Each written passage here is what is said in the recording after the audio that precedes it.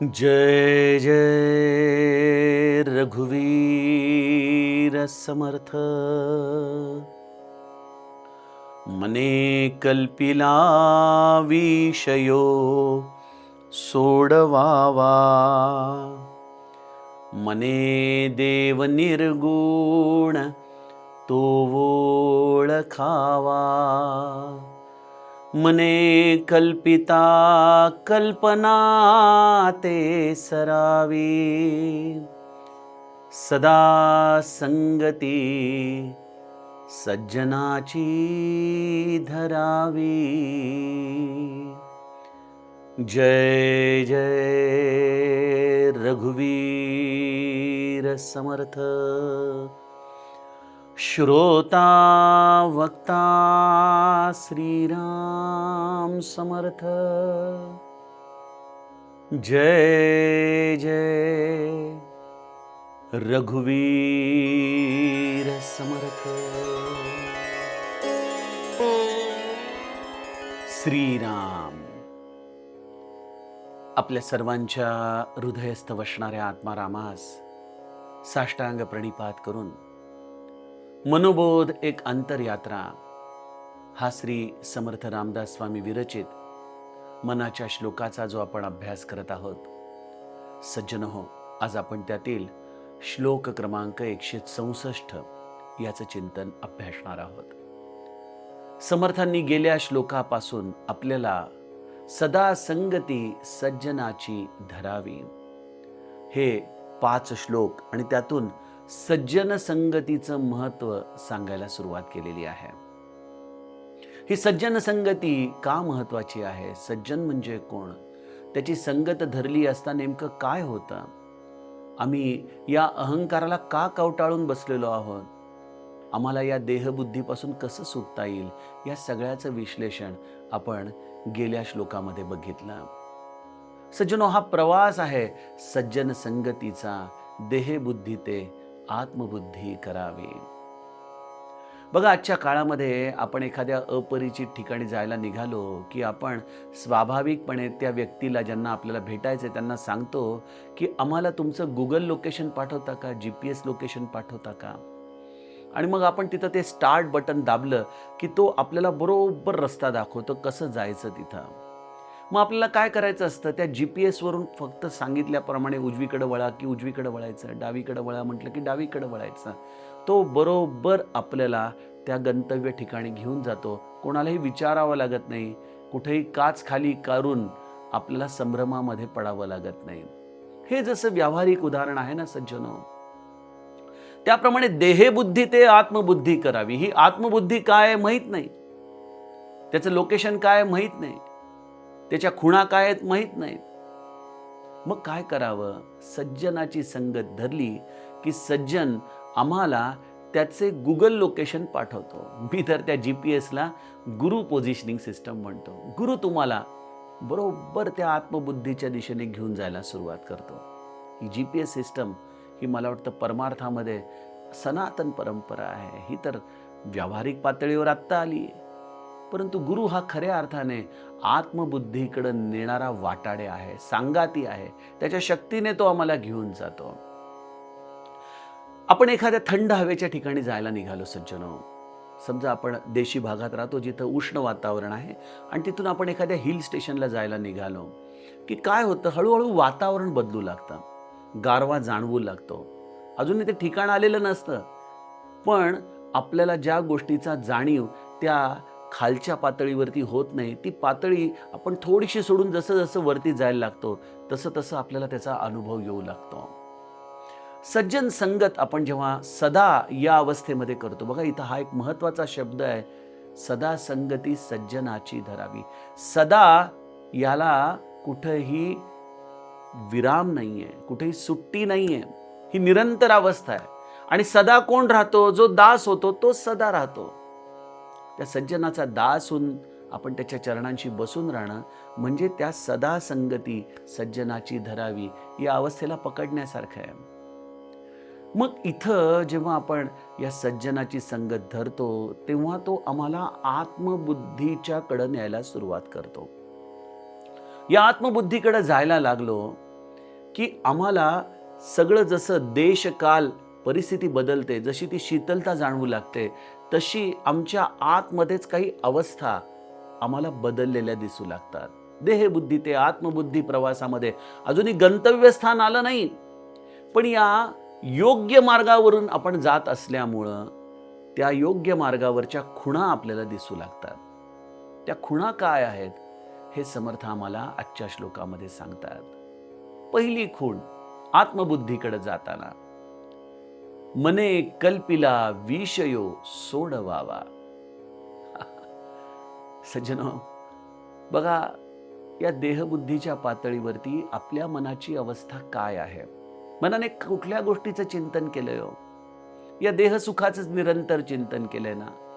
चांगलं खायला मिळावं, चांगलं देहसुख मिळावं, चांगलं वस्त्र मिळावं, चांगला लौकिक मिळावा, मान सन्मान मिळावं, सुख मिळावं, हे सगळं देहाच्या पातळीवरती मिळत राहावं, हेच आमच्या मनाचं चिंतन चालू असतं. बघा, आत्मबुद्धीकडे जायला लागलो की सज्जनो, हे विषय स्वाभाविकपणे गळून पडतात. या विषयांमधून जो एक प्रकारे आम्हाला संताप आतमध्ये जाणवत असतो, त्या संतापाची जागा हळूहळू समाधान घेऊ लागतं.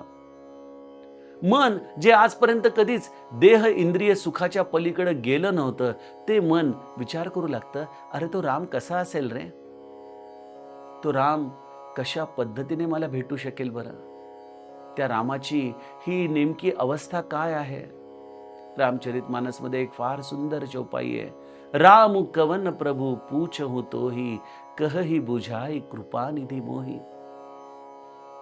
याज्ञवल्क्यांना भरद्वाज मुनींनी विचारलं की तो राम कोण आहे ते मला समजावून सांगा.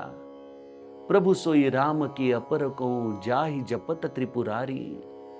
ज्याला महादेव आपल्या हृदयामध्ये जतन करतो, जपतो, तो राम तोच आहे का जो कौसल्येचा राम आहे? त्याच रामाचं तो जतन करतो, त्याचं स्मरण करतो, त्याचंच नामोच्चारण करतो का राम हे तत्व काही वेगळं आहे? हे कोण चिंतन करतंय? मन चिंतन करतंय. पण मन कधी हे चिंतन करेल? जेव्हा त्याला याज्ञवल्कासारख्या संताची संगत प्राप्त होईल. जेव्हा भरद्वाज याज्ञवल्कांच्या चरणाजवळ बसतील, तेव्हा भरद्वाजांच्या चित्त प्रवृत्तीमध्ये बदल होतो आणि मने कल्पिला विषयो सोडवावा. ही अवस्था जशी रामायणामध्ये आपल्याला दिसते. सज्जनो, ज्या ब्रह्मचैतन्यांना, ज्या समर्थांना, ज्या माऊलीला, ज्या जगद्गुरूंना आम्ही आमच्या हृदयामध्ये गुरुपद दिलेलं आहे, त्या गुरुपदाची आम्ही खऱ्या अर्थाने संगत धरली आहे की नाही, याची खूणगाठ तुम्ही आत्ताच्या क्षणी ओळखू शकता. आणि ती म्हणजे आत्ता नेमकं तुमच्या मनात काय चाललंय. आत्ताही तुमच्या मनात भ्रांत आहे, भ्रम आहे, संसार सुख आहे. समजून घ्या, अजूनही आपण परिपूर्णतेने संगत करत नाहीये, आणि करत असलो तरी ती सदा या अवस्थेमध्ये नाहीये. सदा अवस्थेमध्ये संसार हा आपण सद्गुरूंवरती सोपवतो. हे फार अवघड काम आहे, पण आपण संसार हा सद्गुरूंकडे सोपवतो. आणि मग एखादी वस्तू आपण सोपवली की आपल्याला विचार करायची गरज आहे का? अर्थातच नाही. मग मन मोकळं होतं आणि मग मन मने कल्पिला विषयो सोडवावा, आणि ते मन मने देव निर्गुण तो ओळखावा. त्या मनाने त्या ईश्वराची संकल्पना, जरी तो गुणातीत असला, जरी तो निर्गुण असला, जरी तो निराकार असला, तरी मन त्या निराकाराचं, त्या निर्गुणाचं, त्या निर्विकल्पाचं चिंतन करू लागतं. हे कसं होतं? बघा, मनामध्ये एक फार मोठी शक्ती आहे की मन प्रत्येक गोष्टीचं व्हिज्युअलायझेशन करू लागतं. मग व्हिज्युअलायझेशनमध्ये काय होतं? जेव्हा मनाला सांगतो की तो निराकार आहे, तेव्हा मग मन अनंत आकार धारण करून त्या निराकाराचं चिंतन करू लागतं. मन म्हणतं हा असाही नाही, असाही नाही, असाही नाही. अशा पद्धतीने त्या वेगवेगळ्या आकारांमध्ये जे हे ईश्वरीय तत्व आलंय, मग ते श्रीकृष्ण असेल, दत्तात्रय असेल, राम असेल, महादेव असेल, जगदंबा असेल, या सगळ्या वेगवेगळ्या आकारांचं चिंतन मन करू लागतं. आणि या आकारांच्या, या सगुणाच्या चिंतनामध्येच त्या निर्गुण निराकाराची त्याला भेट होत असते. हे त्याला कळत नाही. पण मन हे नेहमी सापेक्ष आहे. आकाराच्या सापेक्षाने निराकार, कल्पनेच्या सापेक्षाने निर्विकल्प, निर्गुणाच्या सापेक्षाने निर्गुण. ही मनाची खऱ्या अर्थाने गंमत आहे. आणि मनाला एक आणखीन सवय अशी आहे ना, की जोपर्यंत त्याला ते मिळत नाही तोपर्यंत ते स्वस्थ राहत नाही.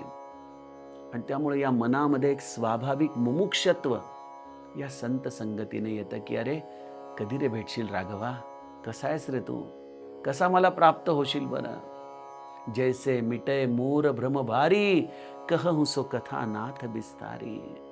सज्जनाची संगत प्राप्त झाली की मनुष्याची ही स्वाभाविक अवस्था होते, की हे माझ्या मना, तुझ्यातला हा भ्रम नाहीसा करून तुला त्या ईश्वरीय तत्वाची अनुभूती करणारा हा संत कसा आपल्याला जीवनामध्ये प्राप्त झाला, कसं त्याने आपलं म्हटलं आणि तो कसा आपल्याला त्या ईश्वराकडे घेऊन चाललाय. मने देव निर्गुण तो ओळखावा.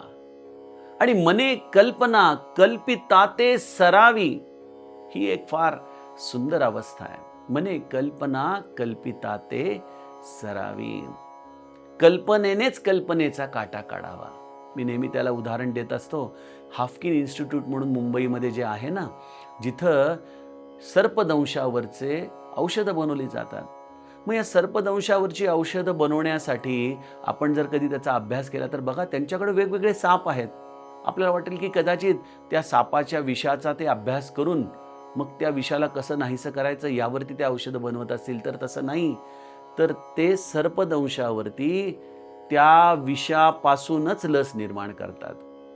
म्हणजे विषानेच विषाचा काटा काढला जातो. परमार्थामध्ये देखील हा जो आम्हाला देहबुद्धीचा दंश झालाय ना, आणि त्यामुळे या देहबुद्धीच्या नाना कल्पना ज्या आमच्या अंतरंगामध्ये आम्हाला त्रास देत आहेत ना, त्या कल्पनांवरती कल्पनेचाच उपाय संत संगती म्हणून प्राप्त होतो. बघा, ही माया, या मायेच्या अखत्यारीमध्येच कल्पना येते. शब्द, रूप हे सगळं काही त्या मायेच्या अखत्यारीमध्येच येतं. पण या मायेची जेव्हा कृपा होते, जेव्हा ही मूळ माया आपल्यावरती कृपा करते, तेव्हा या मायेमधून बाहेर पडण्याचा मार्ग देखील ही मायाच दाखवते. म्हणजे आणखीन सोप्या पद्धतीने सांगायचं झालं तर आपल्याला लहानपणी बघा, वर्तमानपत्रामध्ये राजूचा कुत्रा हरवला असं म्हणून एका बाजूला राजू दाखवायचे, एका बाजूला ते कुत्रं दाखवायचे आणि त्या कुत्र्याला आता मार्ग दाखवा म्हणायचे. मग तिथं एवढा गुंता असायचा, पण त्याच्यामधला एक मार्ग मात्र या दोघांची भेट घडवून आणायचा. तसं सज्जनो, मायेच्या गुंत्यामध्ये आम्ही सगळी मंडळी हरवलेलो असतो. या मायेचे दोन अंग आहेत, एक सद्विद्यारूपी माया आहे आणि एक अविद्यारूपी माया आहे. सज्जन संगती आपण जेव्हा धरतो तेव्हा ही सद्विद्यारूपी माया आपल्या जीवनात प्रवेश करते. आणि माया जेव्हा सद्विद्या रूपाने येते ना, तेव्हा ती माऊली असते. ही सद्विद्यारूपी माऊली कशी? समजा एखाद्या घराला आग लागलेली आहे, कोणीतरी आतमध्ये अडकलंय, त्याने स्वतःहून प्रयत्न केला तर कदाचित तो होरपळण्याची दाट शक्यता आहे. पण एखादा अग्निशामक दलाचा तरबेज मनुष्य जेव्हा तिथं आतमध्ये उतरतो, त्या आगीमध्ये स्वतःचा जीव धोक्यात घालतो आणि त्या व्यक्तीला जेव्हा तो बाहेर काढतो, तेव्हा ती आग असूनही ती त्या व्यक्तीला त्रासदायक ठरत नाही. तसं मायेच्या गुंत्यामध्ये सद्गुरू तुम्हाला सोडवण्यासाठी येतो. हा सज्जन तुमच्यासाठी त्या मायेच्या गुंत्यात येतो, तुमचा हात धरतो आणि म्हणतो, चल मी तुला मायेच्या गुंत्यातून बाहेर काढतो. सज्जनो, त्याला त्या सद्विद्येचा मायाचा मार्ग माहिती आहे. त्याला तुमचं एक्झिट कसं करायचं या मायेच्या गुंत्यातून माहिती आहे. मग आपण काय करावं? जसा तो अग्निशामक दलाच्या माणसाचा हात आपण घट्ट धरून बसतो, त्याप्रमाणे सदा संगती सज्जनाची धरावी. मग हा सज्जन मायेच्या अखत्यारीमध्ये येऊन आपला हात कसा धरतो, कसा सोडवतो? तर मायेच्या अखत्यारीमध्ये असलेलीच कल्पना तो आम्हाला सोडवण्यासाठी वापरतो. ती काय आहे? नाम हे जरी अक्षर रूप असलं, अक्षर हे जरी मायेच्या अखत्यारीमध्ये येत असलं, तरी नाम हे थेट भगवंताला जोडणारी साखळी असल्यामुळं मायेमधून सद्विद्येचा मार्ग आहे नाम. त्यामुळे कल्पना करायची तर नामाविषयी करावी. कसं असेल नाम? काय नाम आहे? काय होतं नामाने? कल्पना करावी रूपाची, तर रूप हा मायेचाच प्रांत आहे. ते रूप भगवंताच्या रूपाचं चिंतन करत करत आपण रूपातीत व्हावं, मायेच्या पलीकडे जावं. त्या रूपाचा आठव हे केवळ सज्जन संगतीमुळे येतो. आणि माझा तरी जीवनाचा हाच अनुभव आहे बघा. माझ्यासारखा इंजिनियर माणूस दिवस रात्र डोक्यामध्ये विषय खरं तर बिझनेसचा पाहिजे, पण या डोक्यामध्ये तो विषय येतच नाही. कारण मने कल्पिला विषयो सोडवावा, ते सगळं काही त्यांच्यावरती सोपवलेलं आहे. मग आपल्यासमोर जेवढे पेपर येतील, जेवढी फाईल येईल, त्याचाच आपण फक्त विचार करायचा असतो. त्यामधून पुढं काय होणार, मागं काय घडणार, हे आपल्या हातात नाही आहे. त्यामुळं आपण तो विषय सोडून द्यावा. आणि मग विषय करावा काय, तर आपल्या गुरुची कृपा किती आपल्यावरती आहे. आपल्या गुरुनी आपल्याला किती मोठं साधन दिलेलं आहे. आपल्या गुरुनी आपल्याला किती मोठं रामायणासारखा ग्रंथ दिलेला आहे, रामचरित्र दिलेलं आहे, रामाची सुमधुर अशी कथा दिलेली आहे, त्याच्या रूपाचं दर्शन दिलेलं आहे. ह्या गोष्टींचा मी जेव्हा निरंतर विचार करत राहतो, माझं मन जेव्हा ह्या कल्पनेला धरतं, तेव्हा मने कल्पिना कल्पना कल्पिता ते सरावी, याचा स्पष्ट अनुभव येतो. बघा, मला लोक बऱ्याचदा हाही प्रश्न विचारतात की दादा, तुमच्याकडे एवढा वेळ असतो कुठून? त्यांच्या दृष्टीने हा प्रश्न बरोबर आहे. मी आपल्याला एक प्रश्न विचारू का? वेळ प्रत्येकाकडे आहे, भरपूर वेळ आहे, पण आम्हाला तो वेळ असलेला जाणवत नाही. याचं कारण असं आहे की आमचं मन हे सतत त्या भ्रांतरूपी कल्पनेमध्ये अडकलेलं आहे. भ्रांतरूपी कल्पना. एक फार छान वाक्य आहे, production keeps you busy, productivity keeps you free. जेव्हा तुमच्या मनामध्ये या कल्पना सतत फिरतायत नुसत्या विषयाच्या, दृश्याच्या, प्रपंचाच्या, ते तुम्हाला प्रोडक्शन सारखं बिझी ठेवतील. तुम्हाला असं वाटेल, अरे बापरे, केवढं लोड आहे, केवढं काम आहे. पण productivity keeps you free. Productivity काय आहे? नको असलेल्या गोष्टींना जेव्हा तुम्ही त्यागता, त्यावेळेला तुमची एफिशियन्सी वाढते, प्रोडक्टिव्हिटी वाढते. मग आपल्याला कर्मफळाचा त्याग करायचा आहे. तो श्री महाराज आपल्याला एका शब्दात सांगतात की तुम्ही तुमचा प्रपंच माझ्याकडे सोपवा, मी तो तुमच्या कल्पनेपेक्षा चांगला करून देतो. हे एकदा श्री महाराजांनी आपल्याला सांगितल्यानंतर विचारांना जागा कुठे? किती मोठी निर्वात पोकळी तयार झाली मनामध्ये. आणि मनामध्ये निर्वात पोकळी तयार झाली की मनुष्य म्हणतो, मग आता काय काम करू, आता काय करू? मग एवढी मोकळी जागा शिल्लक होते की मनुष्य खूप सारं काम करू शकतो. जग अचंबित होऊन त्याच्याकडे बघतं. खरोखर सज्जनो, सज्जन संगतीमध्ये हे एक फार मोठी उपलब्धी आहे की मने कल्पिता कल्पना ते सरावी. आपण आपल्या आयुष्यामध्ये जितके निवांत राहूत, मोकळे राहूत, तेवढं आपल्याकडून कार्य देखील मोठं होऊ शकतं. पण हे सगळं कोण शिकवणार आम्हाला? तो सज्जन आमच्या आयुष्यात आला, तो सद्गुरू आमच्या आयुष्यात आला. त्याने आम्हाला आमच्या जीवनाचं खरं हित सांगितलं. त्याने आम्हाला या मायेच्या गुंत्यामधून बाहेर पडण्याचा मार्ग सांगितला. नुसता मार्ग सांगून तो थांबला नाही, तर नामाची दोरी, जसं एखाद्या बुडत्याला एखादी काठी किंवा एखादी दोरी वरत्या माणसाने फेकावी, त्याप्रमाणे त्याने नामाची दोरी देखील आम्हाला दिली आणि म्हणाला, बाळा, फक्त याला घट्ट धरून राहा, मी तुला बरोबर त्या मायेच्या गुंत्यातून बाहेर काढतो. आता मला सांगा, तोच खऱ्या अर्थाने वेडा आहे की जो बुडताना देखील हा विचार करेल की कशाला ही सारखी दोरी धरायची, थोडा वेळ सोडावी ना आपण, काय होणार आहे, बुडणार आहे तो. त्याप्रमाणे सदा संगती सज्जनाची धरावी, या वाक्यामध्ये समर्थ आम्हाला सांगतात की त्या सज्जनाला जो तत्वरूपाने राहतोय ना, त्याला सोडू नका. त्याच्या बोधाला घट्ट हृदयामध्ये धारण करा. तो तुम्हाला त्या सगळ्या मायेच्या गुंत्यातून सोडवण्यासाठी आलेला आहे. तो तुमच्या अंतरंगामधल्या या मनाचाच वापर करून, या विचारांचाच वापर करून तुम्हाला त्या विचारांच्या पलीकडे असलेल्या, मनातीत असलेल्या रामापर्यंत घेऊन जाणार आहे. एवढं सगळं जीवनाचं कल्याण करणारं शास्त्र आहे संताची संगत. तो आपल्या जीवनात आला सज्जनो. त्याच्या तत्वाला आपण घट्ट धरून राहणं, हेच सदा संगती सज्जनाची धरावी याचं मर्म आहे. यातील पुढील श्लोकाचं चिंतन आपण आता उद्याच्या सत्रामध्ये करूया. जानकी जीवन स्मरण. जय जय राम.